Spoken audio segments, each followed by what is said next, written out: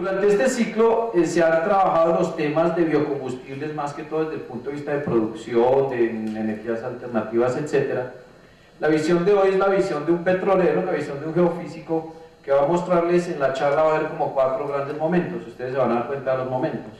En el primer momento vamos a tratar de ver por qué son los hidrocarburos convencionales, o sea, los que conocemos, cuál es la razón de ser, por qué seguimos explotando hidrocarburos convencionales, cuál es la necesidad de tener hidrocarburos convencionales.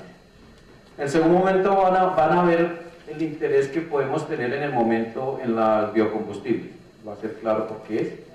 Vamos a dar un pequeño brochazo de métodos geofísicos y vamos a entrar de lleno al tema de fondo, que es este, que es los hidrocarburos no convencionales, un tema algo novicio para algunas personas y que va a ser bastante interesante, eso sí se lo prometo, así como dice el descachado, va a estar bueno.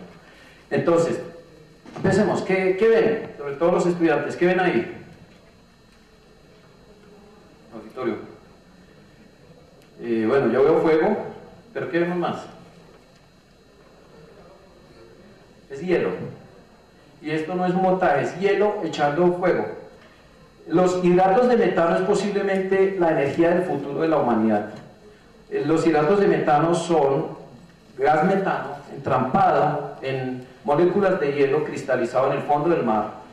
Y hay tanto gas metano entrampado en este tipo de recurso como gas podemos producir en el mundo. Es decir, si el momento en que empecemos a producir este recurso, vamos a doblar nuestras expectativas de gas, que como ustedes saben es un combustible mucho más limpio que los hidrocarburos líquidos. Vamos a hablar en esta charla de ese gas metano o clatratos, como se conocen, y es la energía del futuro.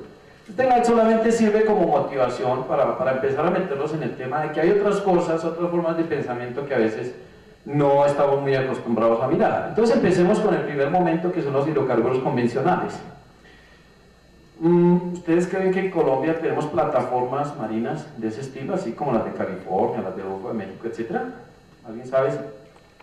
Bueno, Alexander sí sabe, ustedes lo saben. Están viendo la plataforma de Chuchupa Ballenas en Colombia. Esta plataforma es nuestra, esto es en La Guajira. Nosotros producimos gas de plataformas marinas y prácticamente todo nuestro gas viene de Chuchupa Ballenas. Una gran parte está viniendo de Cusiana y en menor cantidad de otras partes.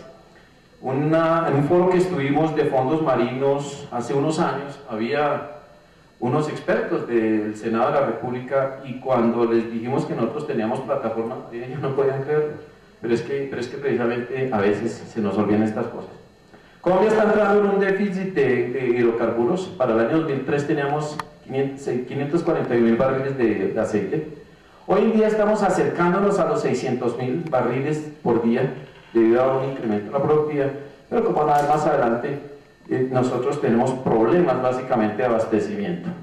Este es el balance energético mundial, vamos a tratar de pasarlo muy rápido, solamente para mostrarles que mientras que este es el Middle East, Arabia, Kuwait, todo eso, miren la participación del Medio Oeste en las reservas mundiales con respecto, por ejemplo, a nosotros, Sudamérica y Centroamérica está por acá, Norteamérica está por acá, y África, bueno, África, sobre todo las costas de Angola, Gabón, todo esto que son muy importantes, pero de lejos vemos que las reservas mundiales están inclinadas hacia el Medio Oriente.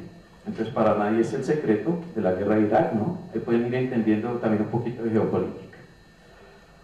Las reservas de hidrocarburos son finitas, es decir, esto no es infinito. Concretamente hay una teoría que son los hubertianos que dicen las reservas de hidrocarburos en un momento empiezan a decaer y llega el momento en que no tendremos petróleo. Eso no va a ocurrir pronto, pero hay diferentes formas de estimarlo. En este caso, para el año 2000, este gráfico entiendo que es de Shell, que van a reservas de este estilo, y esto es lo que se llama la montaña de consumo, de seguir el consumo, que está amplificado eso.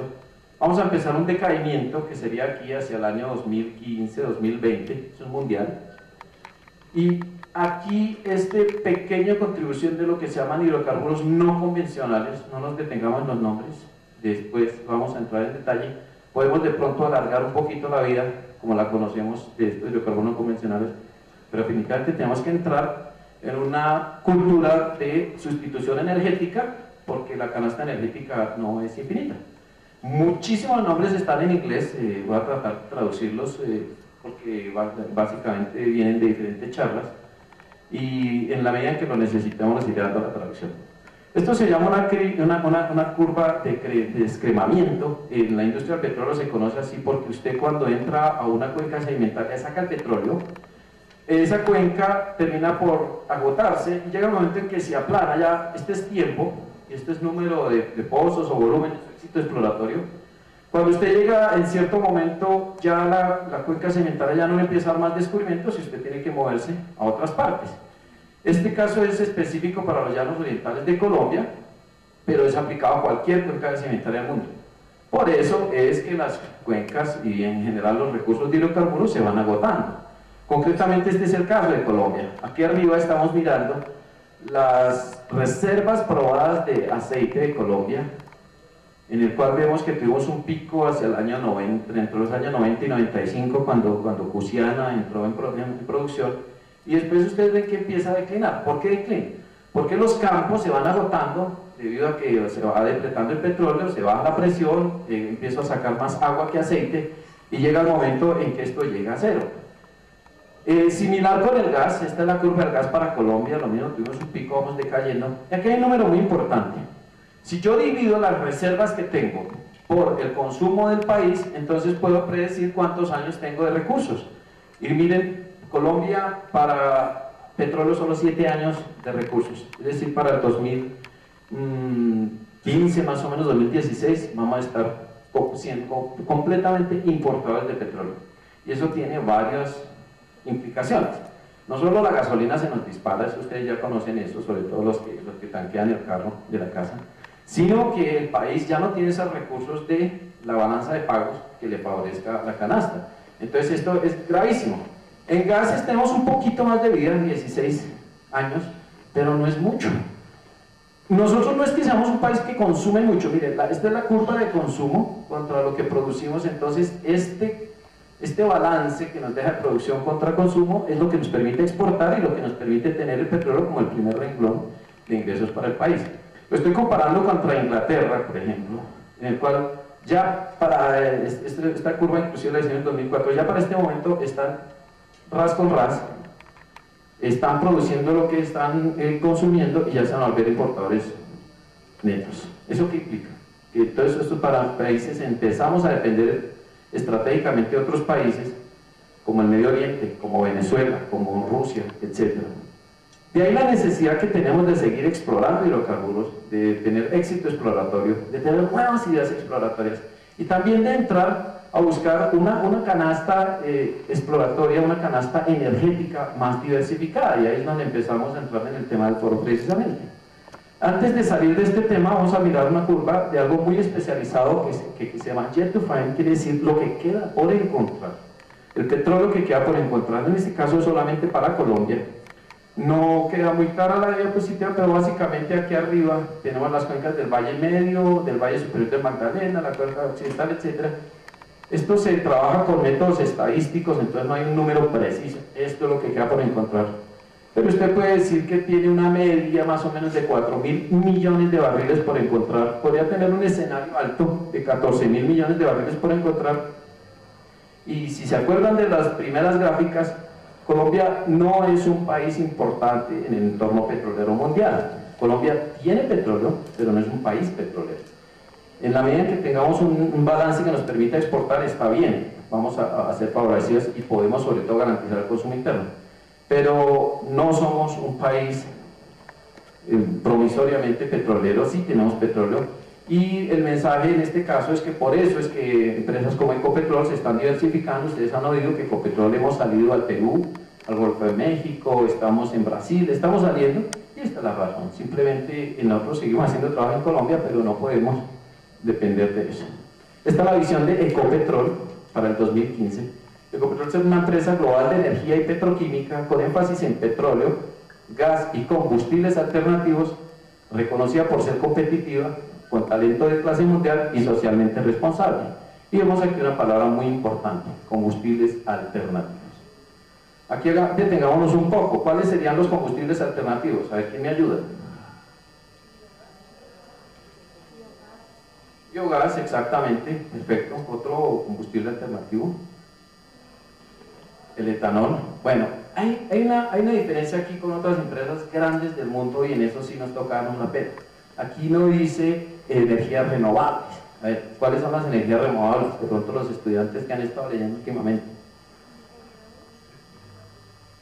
La hidráulica sí se podría considerar renovable, no sé exactamente si se considera renovable, pero yo creo que sí. Es básicamente la eólica, la energía solar,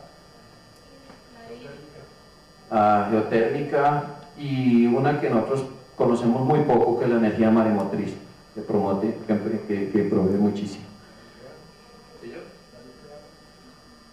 La nuclear yo no creo que sea renovable, ¿no? O sea, de todas maneras, si estoy quemando un mineral, no sé, me corchó. Porque los combustibles fósiles sí con seguridad no son renovables, la nuclear de pronto es muy óptima. Yo tengo una grafiquita más adelante. ¿Por qué biocombustibles? Es decir, ¿por qué aventurarse en biocombustibles? Bueno, miremos rápidamente. Claro está que como ese es el objeto del simposio, ya ha sido barrido en mucho más profundidad por otros expositores, entonces no nos vamos a detener. Esta grafiquita es bien interesante porque una de las razones de ser de los biocombustibles es que son combustibles más limpios, las emisiones de CO2 a la atmósfera son mucho menores y en esto, en el corto plazo, nos ayuda a reversar un poquitico esa curva del efecto invernadero, que es este que de alguna manera está produciendo el cambio climático. Es esa película de una verdad inconveniente, de Al Gore, etc.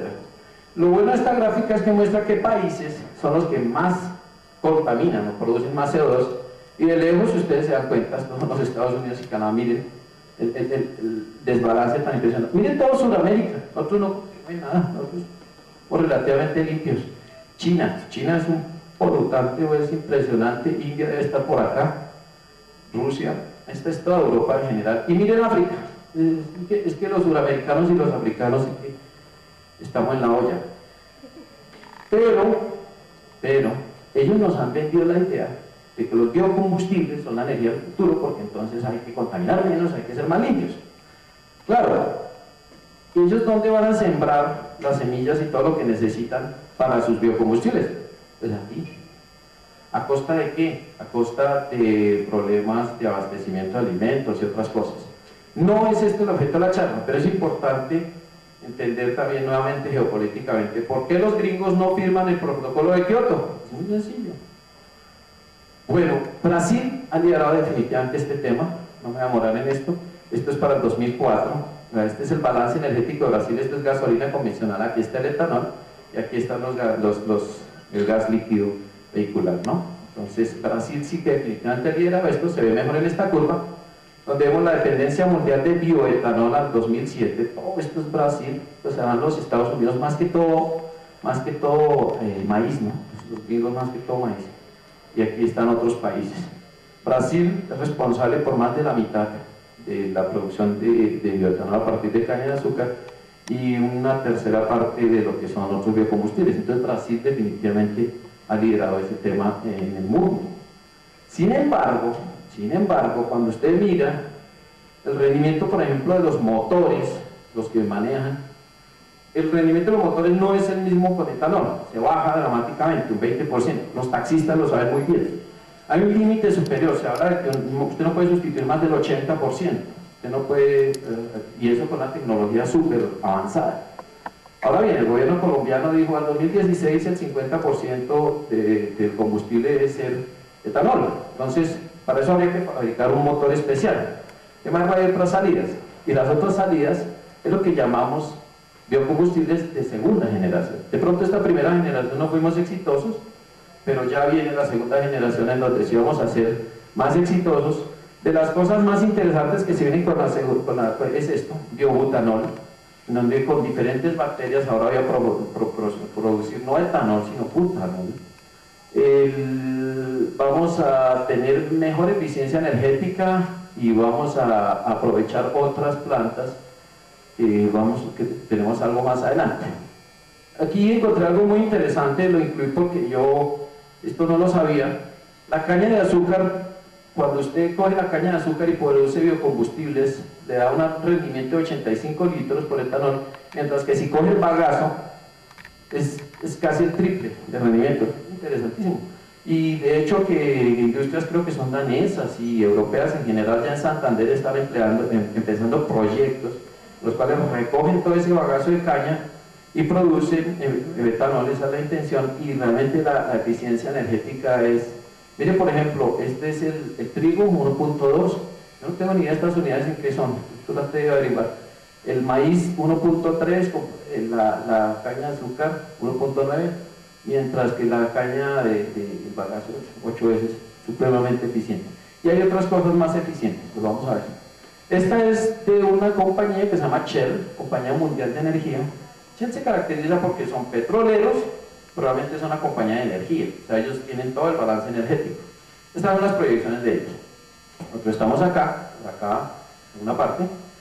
El balance, según ellos predicen, aquí estará la carga que tendrán los combustibles fósiles líquidos, será más o menos esta, combustibles gaseosos, esto negro es carbón, acá en amarillito está la energía nuclear, tiene como una participación constante, aquí está la biomasa, energía eólica y finalmente otros renovables.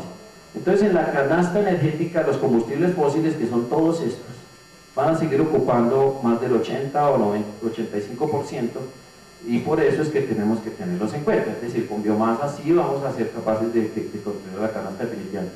Yo creo que la energía nuclear es más un miedo mundial a lo que son los desechos nucleares que realmente a su eficiencia o a otras cosas. Y con esto, pues ya casi salimos de esta parte. Nos preguntamos nosotros mismos, ¿los biocombustibles son la respuesta? Pues definitivamente obvio, estamos construyendo la canasta, son reductores de carbones, necesitamos reducir la destrucción de los bosques húmedos. Esto sí es importante, reducir la competición con la producción de alimentos. Eso es algo que la humanidad tiene que evolucionar un poco. Tenemos que apuntarle a biocombustibles de segunda generación y son potencialmente más amigables desde el punto de vista ambiental, es decir, hay mucho que entrar.